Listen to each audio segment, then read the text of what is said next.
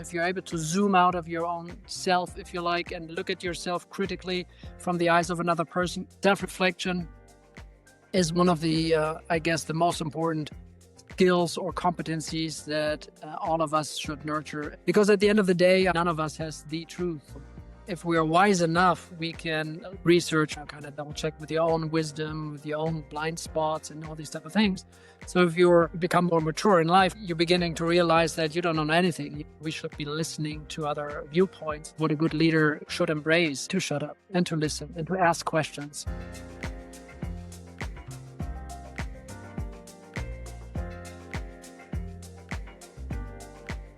Your purpose being, helping people to get in touch with themselves and with others. And I was asking you, where's this coming from? So I'm curious because, I have a similar mission and Mm, vision, yeah, curious to understand where yours is coming from, mm. It is if you don't, coming, if you don't mind sharing. So of obviously, course, of course. Yeah, I'm happy also that you started with asking me questions, and I'm used to usually ask the guest questions. Uh, so my my purpose is to help people connect with themselves and with others, and it comes from the belief that we are all connected. And I'm not only talking about something spiritual. I see something that is also in business, and this is what I see, that is these beliefs and thoughts and experiences and even philosophies from the old philosophies. All of them have this in common, and when we come and bring this into practice in business, the whole business changes, because I see when people are in harmony with each other in teams and whatever you are doing, any kind of project, the efficiency, the performance, the joy all come together, and you can achieve much more because you stop thinking only about yourself and how are you showing up, etc. Like even in this podcast, the moment I start thinking about myself, how do I look, what people are thinking about me, how is Sven looking at me, etc. When my focus is only on myself, then I can perform less.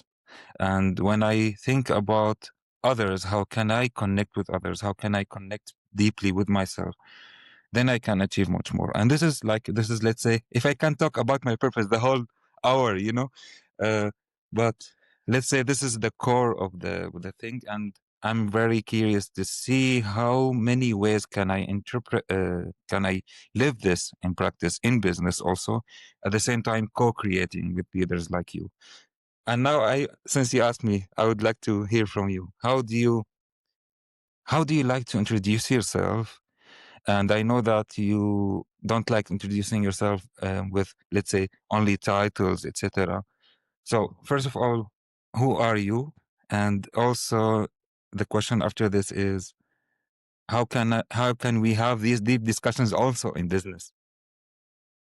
yeah. So that's as you mentioned before. Yeah, I don't really like talking about titles and roles and all these type of things. I used to work in the consulting industry. I had my cycles and did a few steps there in terms of leading teams and departments and all these type of things. But the reason I don't want to, I don't like talking about that. And obviously, I studied something, and because it kind of evokes like these stereotypes or Mhm. these drawers, these categories where we put, we're so fast that when it comes to putting people into boxes, right?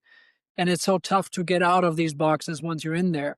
Um, and these days, when I, for instance, do workshops with leaders, I try to get them to a place where I ask them very early on in workshops, for instance, introduce yourself to me, but without any roles, titles, Mm. abilities, anything, not even father or mother or CEOs. I don't want to hear that. And then just look at me, and they're completely perplexed because, how do you talk about yourself, all these categories and stereotypes, right? Or boxes. And that usually is quite an interesting exercise, and really gets people, to feel a little bit uncomfortable. And, you see them, shoving around a little bit on their seats. But it's the entry and the invite to a much more meaningful discussion about who we are as human beings, right? If you just strip away all of these categories and these type of things. So that's what I like to do when I, work with people and try to coach them and help them. Mm, When I introduce myself, usually, um, I offer a story. For instance, such as, 10 years ago, being in a hospital, finding myself in a like darkly, barely lit room, um, with a little something in my hands. You know, my son was just born, and I was just looking at him, and I could feel all the weight of the world on my shoulders, thinking, "Oh my God, if I make it healthy out of this hospital with my son being healthy, with my wife being healthy," and she was just being, knit together in the other room, and we had a C-section, and it wasn't that pleasant a day, 24 hours of being in labor for her was just a nightmare. So it was really a terrible experience, and I was completely overwhelmed, and not to mention what's going on with my wife here. And in that moment, I was just realizing, if we make it out of here, my wife, my son, and myself, healthy and alive, I don't need anything else in life. mm, I don't need anything else anymore. I would have everything that I've ever asked for, right? Anything else would be just the cherry on the top of the cake, right? And that sometimes, and the story, sometimes I tell the story and ask people, so what do you make of that? How do you relate to this story? Talking about what you said earlier, it's about human connection, right? mm, Ask them, so what do you, how does that make you feel about me as a person? mm, What does it tell you? How does it resonate or doesn't resonate? Do you have any, you know, negative feelings about that? Some people may have, may resist this type of deep storytelling, but essentially it's going down to, who am I as a person? What are my values? What do I believe in? And how does that put me in a place in this world, right? And very often when I do coachings, for instance, I coach people on leadership topics, these type of things. But at the end of the day, I just had a session the other week, and I told the CFO of a big organization, at the end of the day, if we just zoom out of our daily work, daily work endeavors, whatever we do, you just look at that, and actually you just realize it's just a sandbox of adults. That's what it is. I mean, we're playing leadership. We're playing, all these fancy suits and ties. And I had all that, right? I mean, the ties, 600 euro shoes. I mean, it's crazy, right? I mean, it's just really being big boys and big girls in a big sandbox, right? Everything is like an invention, if you like. We're inventing things, right? They're not real. If you look at, what's real, it's human connection. It is what's happening between human beings, and it's what's happening inside of you. mm, The outside world is just inventions. It's just constructs, right? We're constructing this. And there's even a saying, C.G. Jung, he said something like, if you're looking to the outside world, you're dreaming. If you're looking inside, you're awakening. mm, It is really what's real is really inside of us, but it's a long way to actually get to a point where you're beginning to realize that everything we're creating on the outside is mostly distraction, like you're saying, what other people are doing. So if you really want to have something real, it's the connection with yourself, and it's the connection with other human beings. I totally resonate with what you were saying there in the beginning.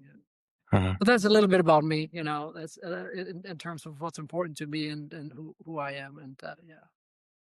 Since you started with this story, I'd like to hear another story from your experience with coaching professionals, how the focus from outside pressure to inner clarity changed their career, changed their life.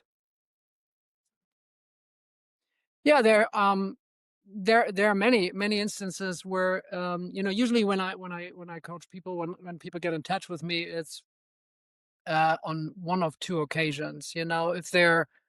Uh, if they're fast, they usually approach me when they're around 30 or 25, and they're really uncertain which path to go. Am I going this career?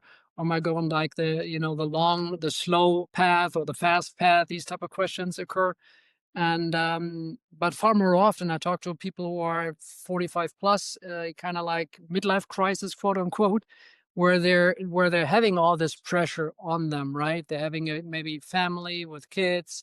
They're having like this career choice to make. Do I do, become like a do I enter the C-suite, C-level game? Do I want to go there, or do I want to be a partner, or what's the next step? These type of things, and they're realizing that actually all this pressure puts them in a place where the sacrifices they have to make become higher and higher and bigger. The prices become, more expensive in terms of their health, the type of things they're sacrificing. And very often, people forget really what's important to them. uh, They tell themselves so many years that, I only do that for my family, right? I want to be, having all this money and all these nice things in life just for my family. It starts with themselves, then they get married and they have kids, and then, it's kind of the circle widens a little bit, and then they need even more to sustain, their level of their degree of what they tell themselves they need in life. And it's really one of these treadmills, these wheels, right? I mean, it's like for yourself. At the end of the day, if we just strip all of these things away, we don't really need much, do we? uh, Really, just it's um, it's like, it's, I mean, it's distractions. It's really distractions. If you just look around, what do I really need in life? You can pretty much take everything away, as I said in the beginning when I introduced myself.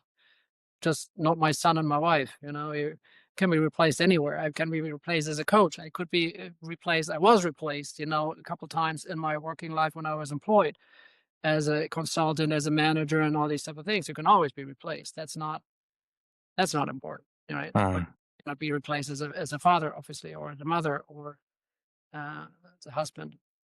So these are the things that I also tell people. If you look at what's stressing you, what's really stressing you, we really take a close look at these things, because at the end of the day, stress is never outside. I mean, these things. When I talk about stress and burnout and these type of things, yeah, I usually talk about, first of all, we got to define what it actually is, because most people actually confuse one with the other. uh, And the pressure you just mentioned, with the outside pressure or inner clarity that, which was part of the question, if I remember correctly. The outside pressure that's exactly what it is. These are stressors, these are stimuli which actually could potentially lead to the perception of stress. But if we perceive them to be stressful, that's inside of us. That's us, you know. I mean, there are many examples in history where people are, for instance, being imprisoned, right? And they two individuals, and one of them comes out of prison after 20 years of prison, and being released then, and he's leading South Africa into a free nation, not traumatized. But somebody, just 1 year in prison is completely traumatized with a similar experience there. So it's not the things, it's always what we make of these things. uh, So it's never the stressors. So this is kind of like where I sometimes start, telling people these are stressors, but, stress or burnout is what's happening inside of us. And we're 100% responsible for how we perceive uh, the world.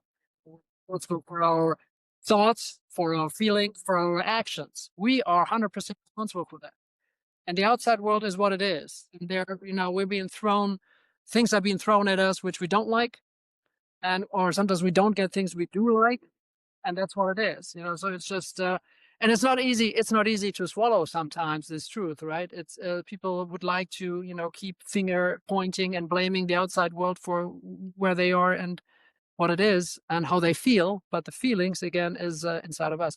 So this is kind of like one of the things that we start working on when people come to me really stressed, and they're really that close from being in a burnout, and they start yeah, working on this, and toxic colleagues or superiors, and all of these things, they're real to them, right? But uh, they're perceiving these outside stressors. That's what we're working on. And once you begin to realize that, this is how you can free yourself and can generate this inner clarity and this inner ownership. So it's really starting with ownership, And once you own your feelings, your thoughts, your actions, then you can work towards inner clarity and your inner compass. This is kind of like what we work on then. Starting talking about your values, your Mm, preferences, your wishes, your dreams, all of these things are inside of you. And, you need to give them space and room. You need to start breathing again. And you cannot do that if you just focus on the outside world, as you say, this is just pressures from the outside world, but it's kind of like you got to pull up, it's kind of like the umbrella, open your umbrella and let these things kind of like, push these things away and then focus on yourself, become dry again, becomes, give yourself room to breathe. So this is usually how I, very often start these kind of conversations. mm. So when you mentioned burnout, and I was one of the things that I wanted to ask you about. And let me ask you this question. If someone is feeling close to burnout, Mm. what questions should they ask themselves? First of all, realize that the responsibility of feeling something lies within you, right? Secondly, looking what is stressing me, what outside stressors are there that are draining energy from me, that are taking my energy, life energy away. And where do I get energy? What gives me energy? What's stimulating me? What's energizing me? What's giving me power and energy? So doing this energy balance, energy game, that's really important. Mm, But you got to ask yourself, by asking yourself, what's taking the energy away from me? Also, here you got to realize nobody can take the energy away from you without you allowing that person or that situation to do that. mm, Always complicit in this. It's never only a thief. You always give permission to somebody doing that. That's what I'm saying about, talking about when I say ownership. You got to mm, own your energy. It's your energy. Nobody is reaching inside of you and taking that away. You're willingly opening that yourself up because of how you've been raised or socialized. Very often it's going back to childhood experiences, right? For instance, the parents say, oh, this is great, you got a B, right? Why didn't you get an A, right? This perfectionism, or this yeah, working hard, these drivers very often occur because your own parents have been raised like that, right? And I mean, it's well intentioned mostly. But what they're also doing, these parents or whoever raised you, they're sowing seeds of being, like this external locus of control, as we say it in psychology, right? The illusion that others determine your worth. You know, teachers giving you an A, B, C, D, E. mm, mm, And children learning that this locus of control is outside of me. Somebody else tells me what I'm worth. That is poison. That is poison for everybody's, for everybody's development. And it starts that early. It starts with the reaction of parents and teachers and all these type of things. And this is how we learn to be, looking outside for appreciation and what are people telling me about myself and all these type of things, which is nonsense because all of us are just looking through, glasses, tinted glasses. I'm looking at you and I see somebody, and somebody else would be looking at you, see the same person, but having different interpretations of that person, right? So we all wearing these glasses. So you can never have this illusion or the fantasy that, I'm going to be liked by everybody. You cannot possibly be liked by everybody on mm, the planet. So why mm, bother? Why bother? mm, mm, Doesn't matter what people are thinking. mm. And honestly, most of the time, people are just thinking about themselves, anyways. Yeah.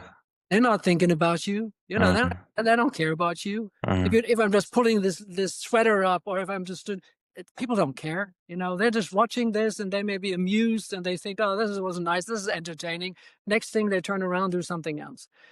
We're just so self-involved sometimes, so egomaniac, so mm, narcissistic that mm. now we just think the whole universe is to. It's not. We're Yeah. be dead in 40 years, maybe 50 if I'm lucky, and that's it. Nobody will remember. And so, yeah, I don't know how we got there. Sorry, but this is just my 2 cents on this one here. Yeah. Yeah. While you are listening to the Core Impact podcast, please take a moment to pause and share with me. How do you feel? Are you enjoying the conversation, feeling inspired, or something else? I would love to know your feelings in the comments. I really enjoying it because you touch on so many points. Let me tell you or be curious now about you. You talked about energy gains and energy drains, right? Yeah. So what are the things that you stopped doing in the last year, for example, that were energy drains, or maybe you reduced them? And what gives you energy gains? And that is a good question, and that's usually a question I ask my coaches as well. Ah, But what I in the last year, you say, that's an interesting question. Let me think back. Last year has been really busy last year. Being self-employed, that's usually when I exited that rat race, from being employed in like a big consultancy firm. I did exit that rat race for a good reason, because I didn't want to be like one of those WhatsApp or FaceTime dads, right? Who only gets to see their son, when they're traveling the world, which used to be the case. So I exited that rat race, and I guess I entered a new one. Being self-employed is not without stressors.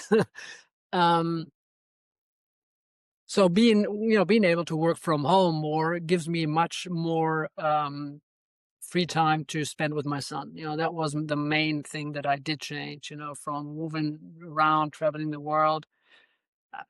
I even remember a time that was many years back, but when I was busy flying around the world, at some point one day I woke up in a hotel room, and I didn't know which country I was in.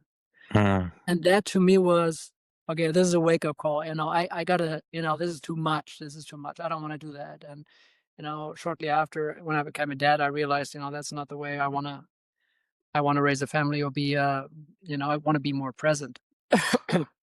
And I've gradually moved more and more into, working more from home and offering services, remotely. When I do face-to-face coaching, for instance, I mainly do it in the Rhine-Main area or in Germany, which allows me to be, in and out of my home here rather fast. So that is a change that I've actively pursued and worked on, to be more present with my family. Because at the end of the day, my son is 10 right now. He's gonna be around for maybe 4 or 5 years, and then he's gonna be with his peers and with his, it's gonna be tough to be, cuddling him and being being close to him there, because it's time flies. So yeah, that gives me energy as well. My son gives me energy. My wife gives me energy. Sometimes they drain energy from you as well, right? You know how it is with family. Sometimes it could be really a hassle, but mostly I'm getting lots of energy from them. Um, and what's draining energy is traveling around. Honestly, I went just a couple days ago, did a life coaching somewhere a little bit more distant in Germany. It was fun to be out. At some point, I kind of um, like the fact that, once you're in the hotel room, you can, you have this peace also. But then I realized the traveling itself, be a train or plane, I don't like it anymore. I'm ah. maybe getting too old as well for this. But it's no matter what you do, you work, you try to listen something, you try to make it as pleasant as you can. But traveling is not for me anymore. So yeah, that's just a quick, small example of what's draining energy from me and what's giving me energy these days. Is there something you understood differently or changed your perception about leadership and human behavior in the last year? I guess I'm distancing myself more from the belief that roles, responsibilities, titles, all these things that we talked about in the beginning have anything to do with us. In the last year, I would say I've encountered more C-level coachees who tend to be in their 40s. So I'm going to be 50 next year, and so it's an interesting change in the dynamics sometimes. Because I do talk about my own experiences sometimes when I used to be in the leader in the consulting industry, but also more and more life experience enters the coaching discussions. Because from my experience also, you're not only a leader, you always so a mother or father, or always intertwined. You're never one person at work and another person in private life. We're one human being, and working in different areas of our life. And so I would say the last year, or maybe the year before that, I've begun to notice that coaching discussions more they become broader, and we're reaching into different topics more easily. Work life, managing yourself, seeing yourself, all the questions you're asking here, the inner clarity versus the outer pressures. So it's becoming more holistic, and that may have to do with me getting older. I don't know. Very often as coaches, we bring topics into the discussion unknowingly or unwillingly or subconsciously, because you're kind of opening yourself up with your life experience also to a certain degree. So I would say in the last year and the year before, that has become more common, I would say, where coaching sessions have reached beyond leadership. You know, Very often we are kind of entering discussions or coaching sessions with a specific topic. We're kind of working out. So what is it that you want to change? Where are your pain points? What's your uh, uh, current status and what's your dream status? And we're working on these things. And then very soon, we're opening up. We're more and more topics, wider topics here we talk about. So that, I think, would be a change that I've noticed in the past year, I would say. Yeah. Mm. Sven, since you traveled around the world and you've been in contact with people from different cultures, and you talked about how everything is changing in our life and business. How important do you see that leaders should be aware of how to include, so diversity and include everyone, and not just put it as something, in the website, or you see it Yeah. out there in the walls, but something that they can live every day and people feel also. What I do, in addition to coaching, is, for instance, I lead assessment centers, right? I work with organizations and actually helping them to select, the most suitable candidates, leaders for certain positions, etc. So being a psychologist, that's also sometimes what I do. And very often in their competency models, organizations have a competency called self-reflection. And part of that usually is, being aware of inclusion and diversity in these topics, right? Um, but also with these candidates, when I ask them a question, so, is diversity and inclusion, is that relevant in your work so far? And how does it affect you as a leader, etc.? And people tell me different things. But one thing I'm very careful of, is, first of all, we need to define what that is. Mm. In order to have a meaningful discussion, as with many things, right? Maybe we could have started with a definition, but these days everybody talks about diversity and inclusion. Mm. And I have my ideas about it. Mm. But what are yours, Omar? So you got to start by telling me, what is diversity and inclusion mean to you? I really like the question and like definitions. I'm gonna say it in a simple way. Diversity is life. As you see life, you see diversity. So to see that everyone is different, and to know that there are people that like could work with you if you are a leader, if you want to hire someone. Let's say you are an HR, you want to hire someone. You just be aware of diversity, meaning that there will be people who have different nationalities, ages, colors, gender, of course, so many other things. That just be aware of this diversity, that the people are different, and all of this different people could fit into the role that you want to take. So this is diversity. Be aware of this different kind of people, okay, identities. Inclusion is to give the opportunity, the possibility to each one of them to take this role that you are searching for. As an example here, as an HR, include everyone and give them the same chance as everyone else, regardless of which background they have. And once you have this, then you focus on the values. For example, what are your values? What are the values of the others? What do you require here in this position? What are the qualifications? Yeah. And in this case, you can have a more successful company, in my view.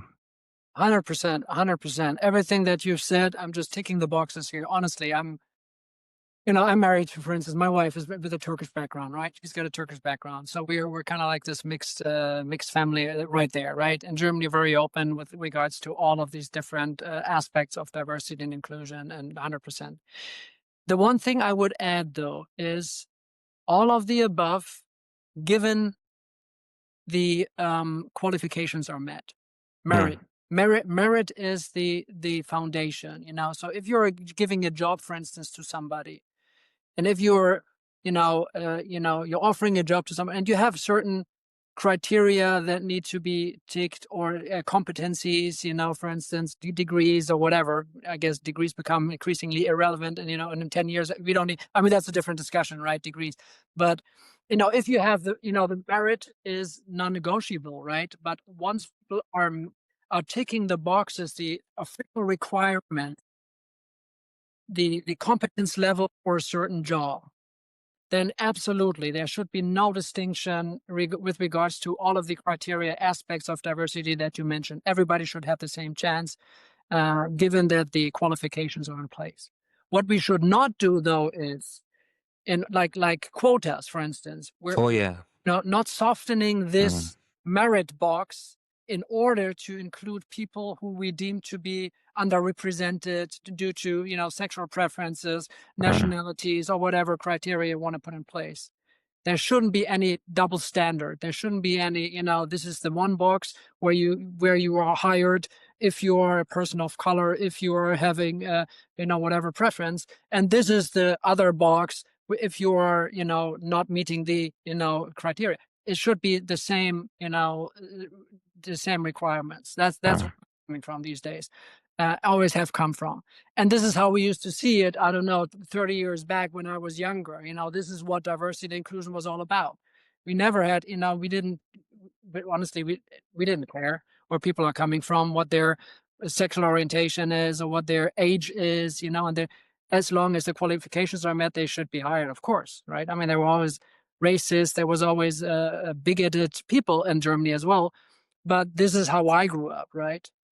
You got to be qualified, and if you're qualified, you get the job, and you shouldn't differentiate between black and white or brown and young and old, and all these type of things. But these days, what I'm also experiencing here, and this is where I'm having a little bit of a different view here, is people take inclusion to a degree where they're having two standards, or they're having a double standard.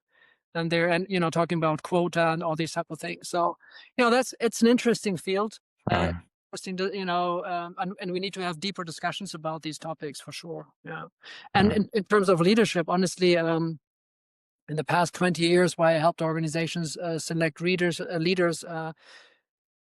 I'm happy to see that and recognize that the biggest corporations that I work with in the past 20 years, they are putting this on their agenda. They really want to have a diverse work force, right? They want to have staff that are coming from all threads of life. And I think I've noticed that with much pleasure and relief that diversity and inclusion is hopefully something that we're looking at in the rearview mirror of our work life here in Germany and life, and we're becoming so multicultural. I'm living in a part of Germany where there's all the cultures of the world you can imagine, right? And it's so rewarding. It's a pleasure, but there's Mm. downsides as well. And what I also want to talk about is the downsides. We cannot look at diversity just with our pink glasses on and say this is multiculturalism isn't without challenges. Of course, there Mm. are challenges. For instance, language. Language should always be one of these merit boxes that and allow other cultures to be included. And I'm not saying um, people shouldn't have their own languages. For instance, my wife and my son, they speak Turkish. My baby Turkish don't get me much. I love this diversity, but in order to be successful, in order to be entering this merit box where you succeed in a country, you got to learn the language. If I want to succeed in Spain, I got to learn Spanish. If I want to succeed in the US or UK, I got to learn. So unfortunately, we have that is a part of inclusion that has been neglected here in Germany. For instance, you got to have some demands. You got to have some balance in giving and taking, and giving and demanding, these type of things for people's own sake. If you want to have an inclusive environment, an inclusive society, you got to make sure that people are able to communicate with each other, right? In a way that both sides really understand. So this is it's not just one-sided. Diversity and inclusion is, I'm all about it 100%, and my life proves that I'm definitely on board. But and my wife is even harsher than I am, because my wife is looking at this from, what are we doing to this country, right? She's a therapist, right? She's a therapist for children and juvenile, and she's working with parents, for instance, who cannot speak the language, right? And she's really tough on this. She says, you got to learn the language if you want to be, if you want to, emancipation, if you want to, as a mother, right? You got to learn the language. You got to make yourself, independent, and empower yourself by learning the language, and having a good, fulfilling life. And this is how I see it as well. It's not a one-way street. It's always give and take. It's always be looking deeper, looking into inclusion and diversity on a deeper level. I started my journey, let's say, out of the finance world with sustainability. And even we talk about sustainability, we talk about inclusion, we talk about purpose-driven companies. It's easy to go to this black and white thinking and just looking at it as if it's all good and everything is right. Like if you talk about anything against sustainability, inclusion, driven, purpose-driven companies, etc., is like as if you are the bad guy. But in this case, you are going into, you're becoming naive unconsciously, not looking at the things from all perspectives. And this is, by the way, in one question I would like to ask you: how much do you see this black and white thinking in companies and leaders when you work with them, and how can you bring them into an area in between when they can see from different perspectives? See, my topic, the topic that's really close to my heart, is authentic leadership. Authentic. And I know authenticity is something that has been, the word authentic or authenticity has been used inflationary all over the media. I know that. But when I started being self-employed, I looked into this, and nobody actually talked about authenticity at that time, right? 2019 or 18. Authenticity wasn't, anything people talked about so much. But this is something that I was really dear to my heart. So I talk about authentic leadership quite a bit. And what authentic leaders do really well is they look at different perspectives. They're not threatened by different opinions.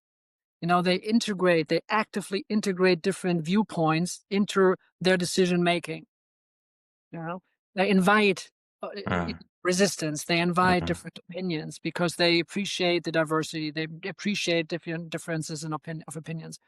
So this is what I really go out there with. Look at the different characteristics of authentic leaders, and this being one of them, right? This objectivity, if you like.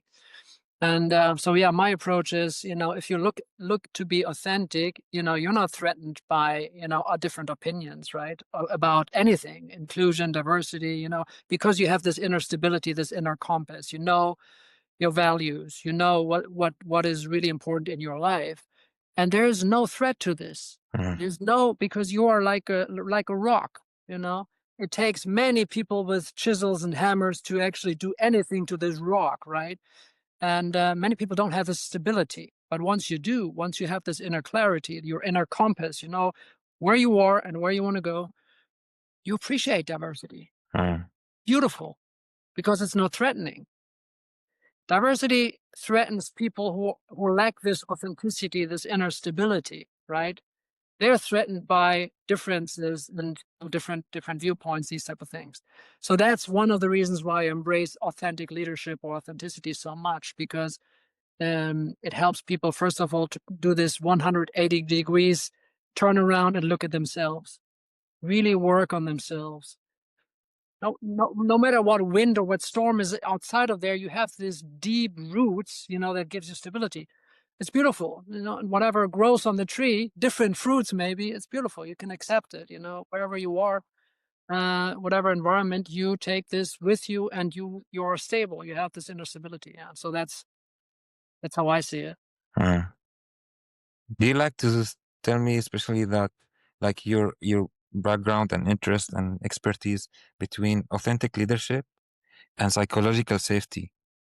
How can a company that wants to be authentic, let's say, with their employees, they are already, it should be already automatically giving the psychological safety for everyone to express themselves? Yeah, if you have like an environment where authenticity can thrive, right? If you have leaders who embrace diversity because they have this objective approach towards, collecting information, if you have leaders who are self-reflected, which is by the way, the second characteristic. So you're self-reflected, you're objective, focus on objectivity, you're empathic.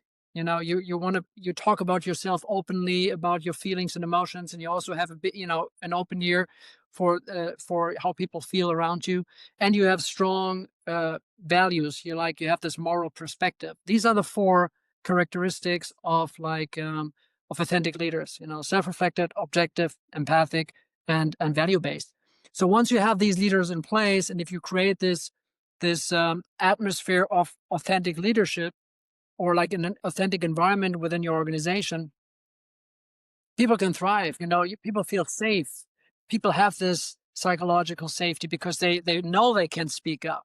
They know that their views and opinions are valued, right? So yeah, this is why I try to work with organizations who are open for this authentic leadership culture, because part of it is psychological safety. Part of it is diversity and inclusion. Part of it is merit-based, fair, objective, fair proceedings and ways to work with each other. And yeah, and a strong focus also on collaboration, communication, all of that, because we realize that, at the end of the day, the most important asset in any organization is people still, right? I mean, who knows what will happen with AI and all of that, but Uh-huh. still to today, up to today, right? People are still, whenever there's a person in an organization, that's the most important asset still, right? And so this is why I put authentic leadership, or Mhm. that is built around authentic leadership. Sven, now before going to the questions about the future, which I'm also curious to know, how do you see them? There's one last question about, like in the same area now still. There's a study that I came up to, showed that 61% of employees in Germany feel emotionally exhausted at least once a week. And we all know that they are raising um, awareness of well-being and initiatives about this area, but it's still happening. So why do you think is this? I think one of the reasons why, on the one hand, there's so much awareness, or more awareness about this, emotional well-being, being drained and stressed and burning out. And on the other hand, it's still there. It's not getting better. It's actually getting worse. If you're citing one of these studies that shows that, it's really a big topic. I think the reason why we have this delta between, the awareness is there, but nothing is changing, was actually deteriorating. It's getting worse. It's because where people are still looking at this from only this one angle, which is toxic environment, toxic leadership, all these, looking outside, these Hmm. are, and there's truth to that. Don't get me wrong, right? This is going back to what I said about authentic leadership culture. We need to change the culture in organizations. It's got to be more inclusive, appreciative, and all of that. That is for sure. There's a need there, but many of the studies, or many of the people I talk to, that is where they stop. They start talking about that, and this is where they stop, and they talk about stressors, the outside world. we do not talk about the responsibility of each and every individual so much, or not enough as far as I'm concerned.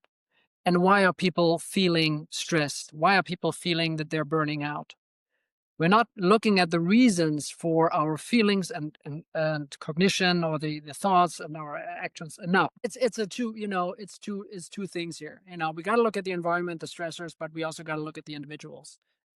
We got to acknowledge that we are all responsible for our own health. Nobody else out there is responsible for your health. Not your bodily health, not your mental health, not your emotional health. That's all you. It's your body, it's your feelings, it's your thoughts. I've been doing meditation for 20 years. Oh, every day. I wish. But when I first got in touch with Vipassana meditation, that was 25 years ago. And in that year 2000, I was in the United States, and I read a book. I came across a book in one of the classes, and it was about this technique, this meditation technique. And I finished reading this book. Hold on, maybe I can find it. This one here.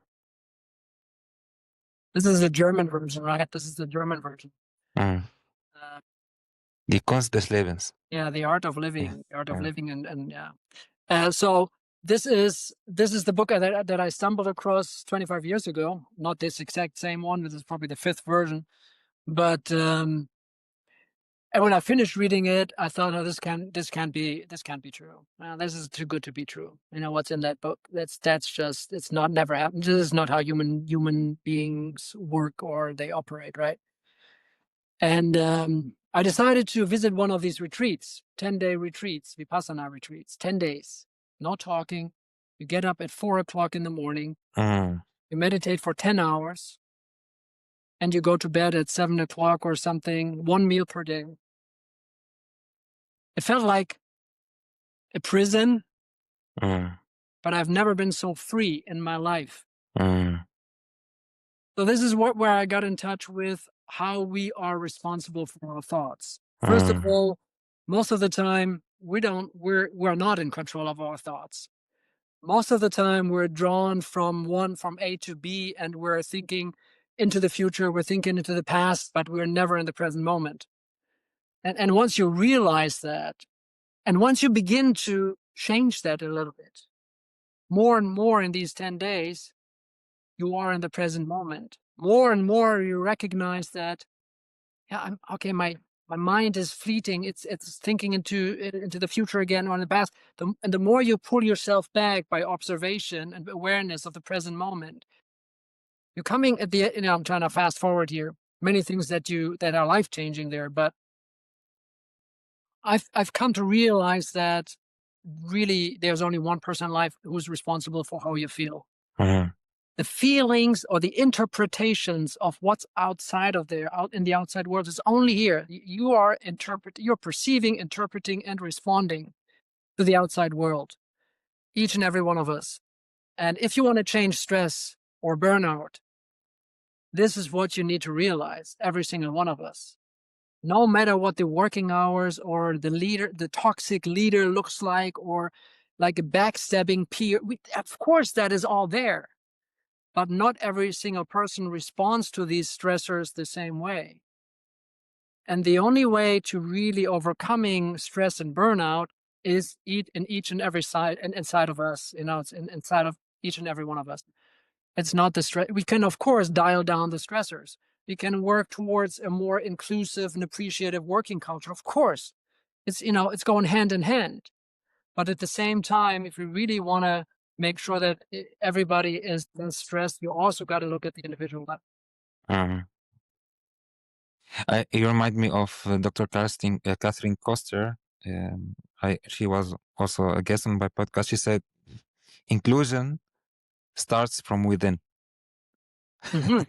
So by including your mind, your heart, your body, and your consciousness, the way she describes it. Nice way to look at it. Yeah, I think I would agree. It sounds like it feels right. Yeah. How do you feel, by the way, now? We talked about feelings. How do I feel right now in this moment? I feel like this is really inspiring discussion. I talk about these things quite a bit these days, but it's always nice to to meet somebody new and exchange these ideas. Next time I'm going to invite you to a podcast. I think that'd be Yeah, I would be grateful. to see what your spin on these things is. But yeah, no, it's inspiring. It's inspiring. Where are you located, by the way? So you do speak. Munich. You're in Munich. You're in Munich. Yes. You could have Yeah. done this in German as well. Yeah, I did 2 episodes in German, but then I noticed that, I mean, there are many reasons why I kept it in English. One of them is usually when people want to watch something, they get used to something. Okay, it's in English. In English, they want to continue in English. So Yeah. it was not easy to have in both languages. But maybe I do it again once in a while in German. Now I would like to talk about the future, and I'm curious about one thing you mentioned previously is the degrees that you think they might be irrelevant in the next decade, if I understood correctly. Yeah, I do. See, as I said, my son is 10 years old, right? Throwing our children into the system of grades and external evaluation really pains me. Really, it's really tearing me apart because honestly, I don't care what he brings home, what kind of grades he brings home. It could be in whatever number. In Germany, we have 1 to 6, right? 1, 2, 3, 4, 5, 6, which is equivalent to A, B, C, D, E, F. So I don't care, honestly. My wife does because she's got a different biography, right? She hasn't been supported. She has fought for everything that she has earned in life, right? And it's a completely different. But this is how it is. We kind of throw our own upbringing, our own the way we have been raised into our children's life, which is not fair, right? I do that and she does that, and at the end of the day, it's a system that I don't like anymore.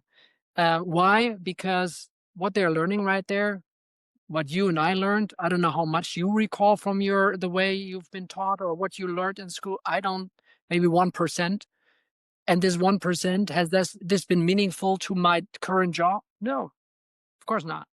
It's just, we don't teach children here, first of all, what they need to know in the future, because none of them knows what's going to be relevant, especially with AI, in 2 years, even, right?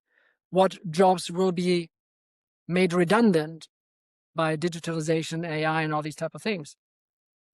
So we shouldn't kid ourselves or fool ourselves that what they're learning there is going to be relevant for their future job. It's not. It's not. It's really not. You're wasting 12 years or 13 years of their lives putting something into their brains which they don't really need anymore. But that's not the worst thing. The worst thing is the way we're teaching them, or that we're treating them in school. And that is really, I cannot come to terms with this, honestly, because when you're 10 years old, the one thing that you don't want to do is sit still for hours and hours, right? And listen to somebody telling you something that is boring. That you need to run around. You need to be active. You need to be climbing trees. You need to be experiencing nature. You need to be talking to each other. It's so much against nature, what children should experience. And instead, what we're doing in Germany, especially in Germany, I think there's only one other country in the world, I just learned the other day, that has this obligation for children to be in a building, not to be taught, but to be in the school building. And there's only one other country. Do you want to guess this other country, what it is? One other country, this person told me, is it near or far? our We didn't know. North Korea. Oh. That's not really a compliment, is it? North Korea. And this is the only other country which forces young children into that building to sit still there. Everybody else, every other country, again, I got to double check here, but you have this obligation to be taught certain things, yeah, but you can do it somewhere else. Anyways, so I'm not a big fan of what we're doing to our children, in light of the fact that in about 5 years, many of the jobs that we're still knowing today won't be in existence anymore. So what we should be teaching children, as far as I'm concerned, is really meta competencies, as they're called sometimes, right? About communication, collaboration, right? Conflict resolution, creativity, right? These type of things, like I think they call it the 5 C's or whatever.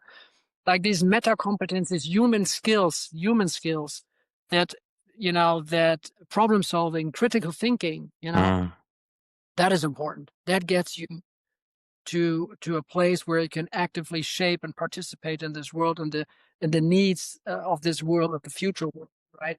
But instead, what do we teach them? We actually, and all the grades, they're not characteristics of intelligence, right? I mean, very often we mistake the grades for intelligence or signs of intelligence.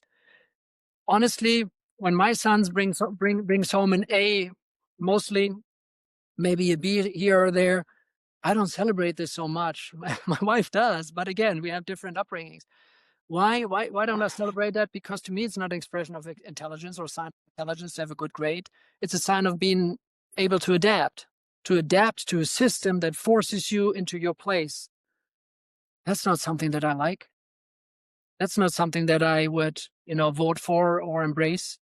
We need more creativity. We need more critical thinking. I mean, if one thing that we've learned in the past, 5 years with with all these terrible things that happened there, we got to think critically. We got to use our own brains.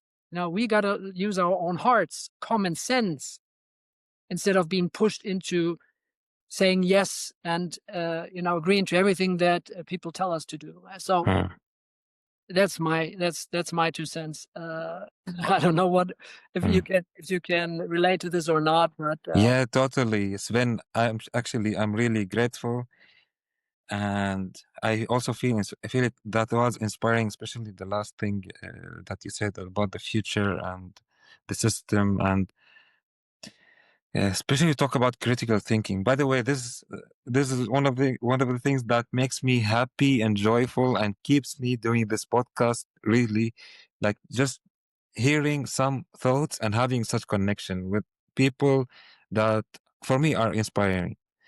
So I'm grateful for this, Sven. And I want to ask you a question since you talked about critical thinking.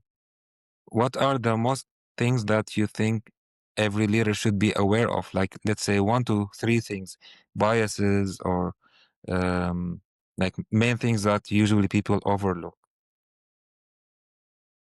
I think that one of the most important things for leaders, as pretty much for all of us, it's not just leadership, but especially leadership, is really critical thinking, but also critical self-thinking or self-reflection. I think that is everything else comes from that point. If you're able to think and see yourself, if you're able to zoom out of your own self, if you like, and look at yourself critically from the eyes of another person, empathy, as part of it.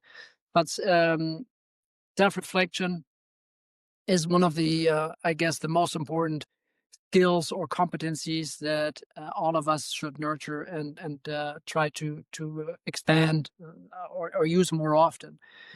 Because at the end of the day, I mean, none of us has the truth. We're sharing opinions and views, and if we're wise enough, we can look into where this opinion is coming from in terms of the data and research maybe different opinions and kind of double check with your own wisdom, with your own blind spots and all these type of things.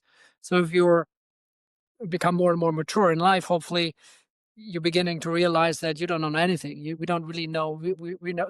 I guess the older we get, the more we recognize that we really don't know anything, right? I mean, and the milder and softer we should become towards other opinions, or the more we should be listening to other viewpoints. That's I guess what a good leader should embrace. And I'm quite optimistic to see also this trend in our society that for instance, good leaders are the ones who speak last in meetings. They listen more. And this is again one of the characteristics of an authentic leader. They're not the first person to talk. They do invite everybody else for different opinions, and they are more like a moderator or active listener. mediator sometimes, rather than somebody who is always, the first to talk and kind of suppressing other opinions by them being so outspoken, right? It's very often you have leaders, the old school leaders who are just there and, boasting around and sharing their views, and the result of that being, more introverted individuals or soft-spoken team members. They don't speak up. They might be much smarter in many aspects, in many respects here, but they don't speak up because they don't want to, have a new enemy. So that is changing. Fortunately, I do see some changes there in the leadership styles, and more leaders that I work with realize that, yeah, I got to shut up. I got to learn how to shut up. And this is what I learned when I was a leader in the consulting industry. I became a leader first. You have this impression that, yeah, you want to make a name for yourself, right? You want to be recognized as a leader, but that's bullshit. If you ask me, if you want to be a successful leader, you got to find a way to empower your team. Mm, You're bring up your team to mm, make them feel empowered and do the things that you yourself thought that you were the only person able to do that. You got to bring up your team, and the way you do that is not by doing everything yourself, right? You got to find ways to delegate, to empower, to make them visible, to share their stage, all these type of things, and to shut up and to listen and to ask questions. Ask good questions. That is the first listening and asking good questions. mm, These are the some of the leadership skills that I would hope that we see more of. Yeah. mm. You reminded me in the last few sentences you said that, like this saying, if you want to say I'm a leader, show me another leader that was kind of coached or mentored by you. So you helped another person to be a leader, and then you know how you are a leader. It's not about only you bossing around, as you said. No, Is there, absolutely. yeah, Go ahead.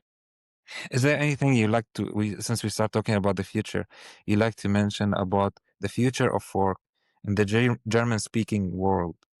Also, maybe you might mention AI, how it will change it. Yeah, see, AI is not the thing that I'm concerned about so much. I mean, it has definitely light and dark, but it's only as light as human beings want to make it to be, and as is only going to be as dark as human beings who use AI. So it depends on the humans behind the screen, right, or on the behind the keyboard at the end of the day. So AI is something that's going to change the world for sure, also the German speaking world. But yeah, no, me personally, I'm more concerned about the human beings currently in power or generally in power, and what power makes of them, or turns them to be. Power can corrupt, and I think I'm having been a father, I guess, of a 10-year-old, and having like a little bit of a rear view and forward view experience here. I hope that in the German speaking world, people will be more self-reflected. Let's put it this way, to kind of, to close the circle here. I think, going back to self-reflection and critical thinking. And I guess this is why I'm so concerned about our educational system. This is why I'm so concerned about, the future of work, all these type of things. Because if we're not self-reflected, or if we don't think critically anymore, if we don't question those who are in charge or in power, be it leaders of organizations or politicians or you name it, right? If we don't do that, then AI and whatever, inventions we come up with is not going to be very useful. It's not going to be helpful, right? And it starts with owning yourself, having this sense of ownership for your thoughts, for your feelings, for your actions. If we can empower each and every one who's listening to this right now to really take ownership again for themselves, and to think critically about themselves and others, to challenge themselves and others in an empathic and wholesome way. It starts with the individual at the end of the day, right? As the saying goes, right? Be the change you want to see in the world. Mm, mm, Be the change you want to see. And don't just say yes or no, depending on what, other people tell you to. You got to start thinking critically. We as a society, at least and every one of us, if we want to create a society or a place for our children that is worth living in, we got to challenge the current system, because right now, as with all the systems are not there to make you healthy or to educate you. You got to be in charge of your own health, of your own what's in your mind, your mind, your body. You got to take ownership. uh, Do your own research. I guess that's what I keep telling everybody. You got to do your own research. Read. I mean, you got books there, right? I got books there, but don't be determined by these books only, right? You also got to uh, these books, because they're not, there are no gurus out there. You got to find your own wisdom inside of yourself. uh. Sven, I really enjoyed I'm enjoying the conversation, and would like to ask you now a question from a previous guest. She asked me to ask a leader in my podcast in the future this question. Leadership can feel like carrying a heavy weight, managing different personalities, emotions, and expectations, while staying self-aware, which you were mentioning.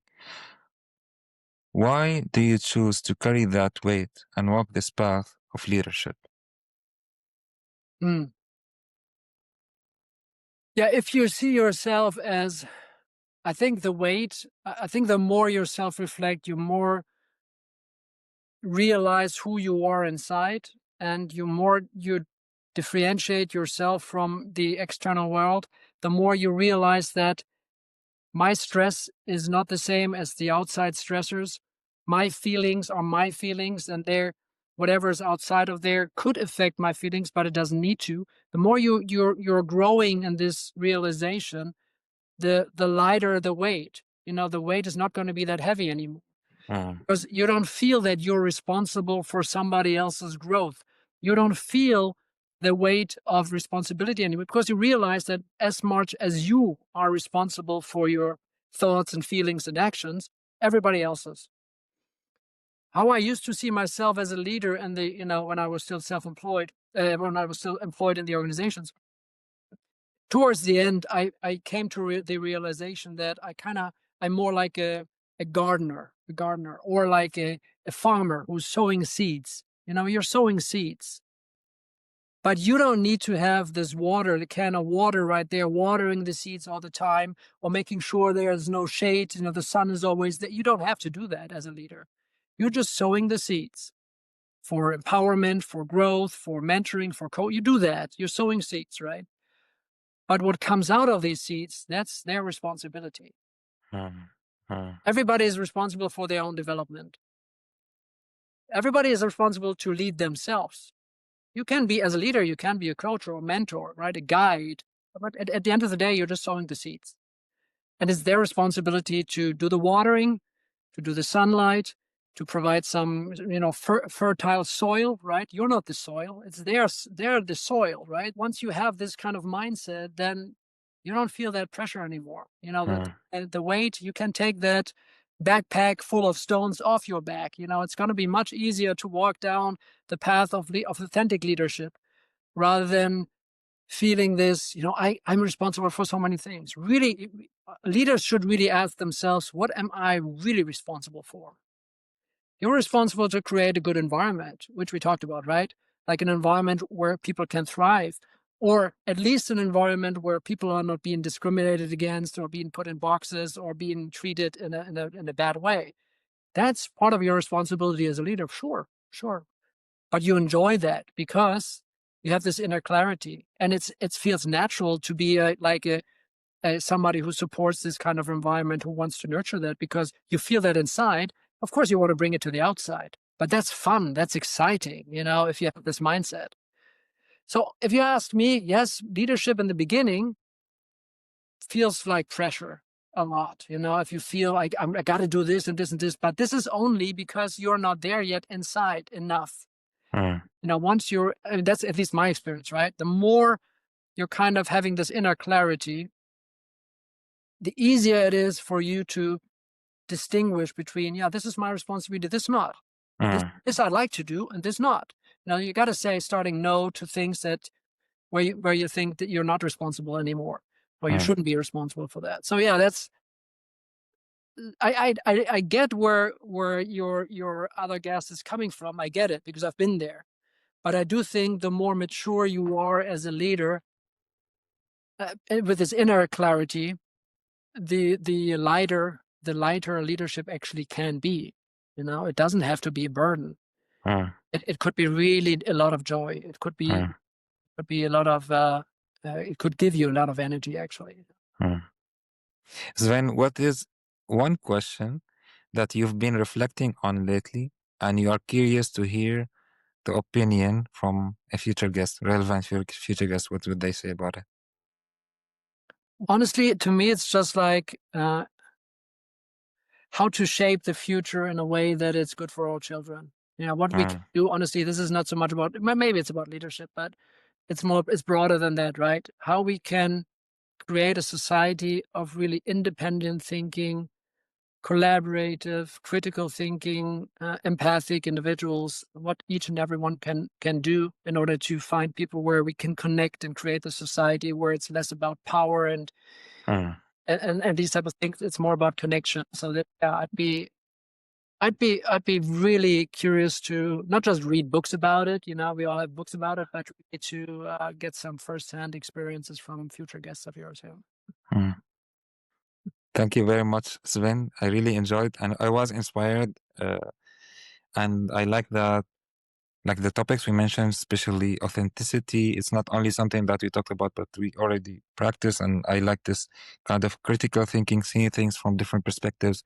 For example, we talked about inclusion, to see it from different angles, let's say, and live it. It's not only talking about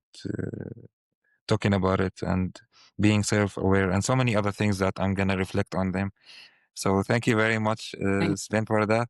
And I would like to give you now the opportunity to say any final thoughts or things you wanted maybe to talk about, but we haven't talked about them yet.